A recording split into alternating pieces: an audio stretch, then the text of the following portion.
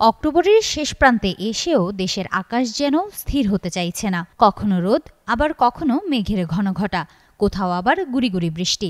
আবহাওয়া যেন নিজেরই গতিপথ হারিয়ে ফেলছে। এরই মধ্যে আবহাওয়া অফিসের নতুন সতর্কবার্তা আবারও মনে করিয়ে দিল, অস্থিরতা এখনো কাটেনি। আজ দুপুরের মধ্যে দেশের অন্তত ৬টি জেলার উপর দিয়ে ঝড়ো হাওয়া সহ বজ্রবৃষ্টি হতে পারে বলে জানিয়েছে আবহাওয়া অফিস। সোমবার ভোর ৫টা থেকে দুপুর ১টা পর্যন্ত সময়ের জন্য দেওয়া পূর্বাভাসে আবহাওয়া অধিদপ্তর জানিয়েছে, দেশের ৬টি অঞ্চলে ঘণ্টায় সর্বোচ্চ ৬০ কিলোমিটার বেগে ঝড়ো হাওয়ার সঙ্গে বজ্রসহ বৃষ্টি হতে পারে। আবহাওয়াবিদ মোহাম্মদ তরিফুল নেওয়াজ কবির স্বাক্ষরিত বিবৃতিতে বলা হয়, দক্ষিণ ও দক্ষিণ পূর্ব দিক থেকে আসা এই ঝড়ো হাওয়ার প্রভাবে বরিশাল, পটুয়াখালী, নোয়াখালী, কুমিল্লা, চট্টগ্রাম এবং কক্সবাজার অঞ্চলের উপর দিয়ে ঝড় বৃষ্টি বয়ে যেতে পারে।